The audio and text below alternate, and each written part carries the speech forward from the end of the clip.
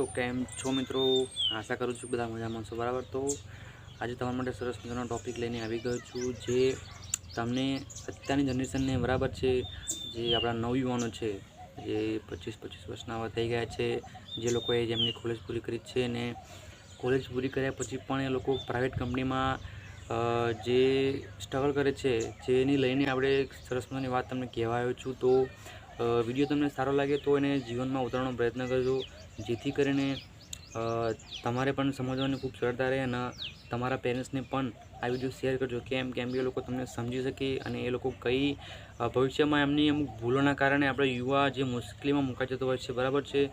તો આવો સરસ મજાની વાત છે, આવો સરસ મજાનો વિડીયો છે, તો તમે થોડો ટાઈમ કાઢીને જોજો, બરાબર છે। તો આપણે વિડીયો ચાલુ કરી દઈએ। તો કેમ છો બધા? ફરીથી એકવાર તમારા મારા વિડીયોમાં ખૂબ ખૂબ સ્વાગત કરું છું મિત્રો। તો આજે હું તમારી સાથે એક નાની એમથી વાત શેર કરીશ કે જે તમને સમજવામાં ખૂબ મદદરૂપ થશે ને તમે શું કહેવાય લાઈફની અંદર તમને ઘણી કમાવશે, બરાબર। તો એક નાની એવી વાત તમને શેર કરવા માગીશ, તો તમને કંઈ સારી લાગે તો તમારા જીવનમાં તમે એને ઉતારવાનો પ્રયત્ન કરજો, બરાબર। તો બીજું તો કશું કહેતો નથી, પણ આપણે જે અત્યારનો હાલનો જે સમય ચાલી રહ્યો છે, બરાબર, બધા અત્યારની જે સ્ટુડન્ટની જે લાઈફ તમે સમજી લો કે ભાઈ સ્ટુડન્ટ એટલે 12 પાસ કરવું પ્લસ એના ઘરવાળા શું કોલેજ કરવાનું કહે, બરાબર। તો 2-3 વર્ષની એને કોલેજ પૂર્ણ કરી, બરાબર। કોલેજ પૂરા કર્યા પછી પણ એને સાચું જ્ઞાન મળતું નહીં, કે એને સાચી ગાઈડલાઈન નહીં મળતી કે એને કઈ ફિલ્ડમાં જવું જોઈએ આગળ, એમ। કારણ કે મેન શું મોટો પ્રશ્ન આપણે યુવાઓને એ જ બની ગયો કે ભાઈ 25 વર્ષની ઉંમર થઈ જાય એટલે પછી કેવું હોય કે ભાઈ હવે નોકરી કરવી પડે, બરાબર। એને ઘરની જવાબદારી સોંપી દેવામાં આવે, ભાઈ હવે તારા ઘરનો તારા ફેમિલીનો તારા ખર્ચો ઉપાડવાનો રહેશે, બરાબર, એવી રીતે। પ્લસ બીજી વાત એક ભાઈ આપણા સમાજની અંદર નાની વયે જે છોકરાઓના લગ્ન કરી દેવામાં આવતા હોય છે, બરાબર, જેને લઈને જે યુવા હોય, બરાબર, એને જવાબદારી આવી જાય છે અને જવાબદારીના લીધે એને કોઈ પણ પોતાના સેલ્ફ ઇમ્પ્રૂવ માટે ટાઈમ મળતો નથી ને પોતાના કરિયર માટે પણ બિલકુલ ટાઈમ મળતો નથી, બરાબર। કેમ કે નાની વયે આપણે લગ્ન કરાવી દે આપણા સમાજની તમને ખબર જ છે, ભાઈ આપણા ઓછામાં ઓછું આપણે 12 પાસ કરીએ એટલે ભાઈ ઘરનો ચિંતા કરતો હોય કે હવે છોકરાને પરણાવી દઈએ, એમ। પણ હું એવું ખિલાફ નથી કે ભાઈ નાની વયે લગ્ન કરવા જોઈએ, બરાબર, પણ મારું તમને એટલું જ કહેવું છે કે ભાઈ નાની વયે તમે લગ્ન કરાવો છો તમારા છોકરાના, બરાબર, તો તમે તમારા છોકરાનું ભવિષ્ય અંધારામાં નાખી દો છો ભાઈ, બરાબર।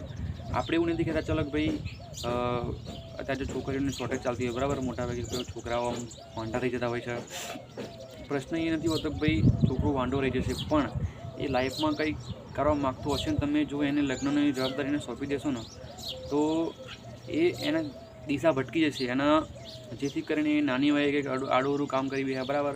તો ભાઈ પ્લસ સમયની અંદર શું કે એના જે એની વાઈફ હોય ને નાના છોકરું કદાચ આવી જાય એટલે 1-2 વર્ષની અંદર એને જવાબદારી પૂરેપૂરી ભાઈ એને લઈ લેવી પડશે કે ભાઈ મારે ફેમિલી માટે મારે કંઈક કરવું જોઈએ।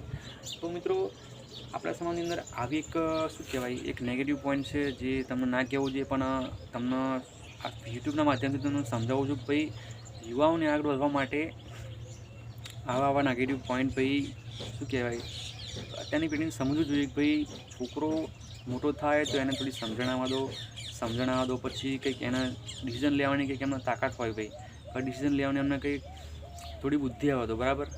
તમે એવું નથી કહેતા કે ભાઈ આપણે એવું નથી કહેતા કે ભાઈ છોકરાને નાની વયે ના બનાવો, બરાબર, થોડી સમજણ તો પરણ્યા તો વાંધો નહીં, પણ એને શું કરવું છે, એના આગળ કઈ ફિલ્ડમાં જવું છે, બરાબર, એના ખરેખર કંઈક આગળ પ્રગતિ કરવી હોય ને તો એમાં મુશ્કેલીરૂપ આવે છે, કેમ કે એને ભાઈ આગળ જતાં ફેમિલી સંભાળવાનું હોય, બરાબર, એને ઘરનું પૂરું કરવાનું હોય અને મા બાપ શું કરતા હોય કે ભાઈ છોકરાને પરણી દીધો એટલે પછી એના લગ્ન કરાવી નાખ્યા અને પછી એના છોકરું થઈ જાય એટલે ચલો ભાઈ હવે સારી જગ્યાએ 15-20 હજાર નોકરી કરશે પ્રાઇવેટ કંપનીમાં, પછી એની જિંદગી ગુજારશે, એમ।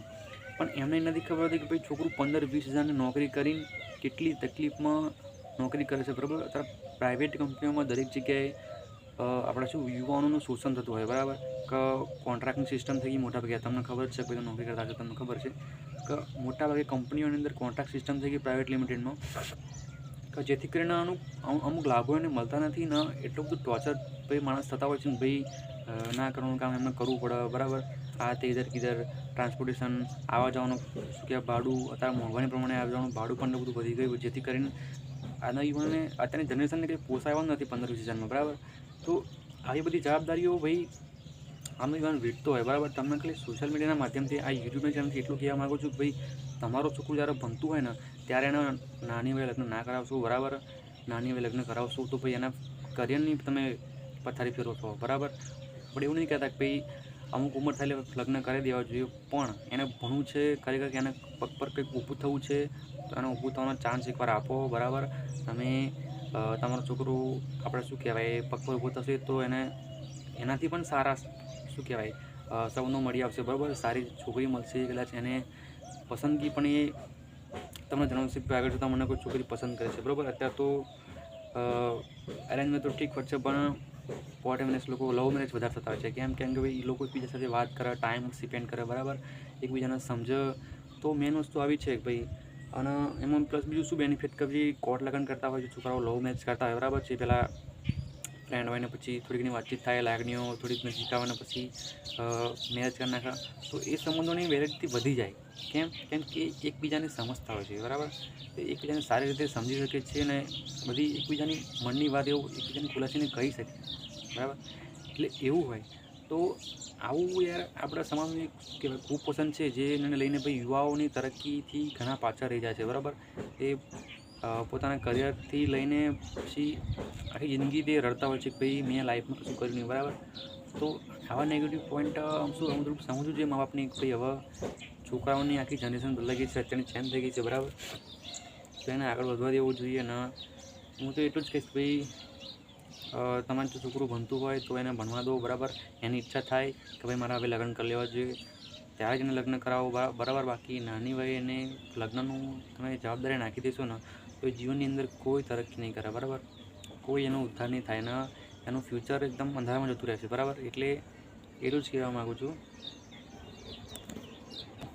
ખાલી તમને આટલી જ વાત કહી હતી. તો વિડીયો તમને સારો લાગ્યો હોય, બરાબર. સારો લાગ્યો હોય તો કોઈપણને તમારા સુધી શેર કરજો, તમારા ઘર પરિવારને બતાવજો કે ભાઈ અત્યારનો યુવા જે પોતાના મા બાપને કહી નહીં શકતો એ મિત્રો તમે મારા વિડીયોના માધ્યમથી તેમને ખાલી એકવાર લિંક શેર કરી દેજો. કારણ કે અત્યારે લોકો બધા મોટાભાગે મોબાઈલ રાખતા હોય છે, બરાબર. બધા પેરેન્ટ્સ રાખતા જ હોય છે. તો મારા વિડીયો એના સુધી જાય ને કદાચ તમને ફોર્સ નહીં કરીએ, કદાચ ભાઈ ચલો ભાઈ સમજી જશે તો તમને ફોર્સ નહીં કરે તો કોકનું શું ફ્યુચર કોકને આગળ વધવું હોય તો એનું ફ્યુચર બચી શકશે, બરાબર. નહીંતર આવું બધું કરવાથી તો એ છોકરાઓનું ફ્યુચર અંધામાં જયું જ છે અને હવે જતું જ રહેશે, બરાબર. કારણ કે હવે આવનારો સમય બહુ ખતરનાક આવવાનો. એટલે વિડીયોને વધારે શેર કરજો, બરાબર. આ થોડી મારી માહિતી તમને સારી લાગી હોય તો તમે પણ તમારા જીવનનું ઉતારવાનો પ્રયત્ન કરજો, બરાબર. આપણે બીજા સારા વિડીયો સાથે અને બીજા સારા ઇન્ફોર્મેશન સાથે મળીશું, બરાબર. ત્યાં સુધી બધાને જય માતાજી મિત્રો.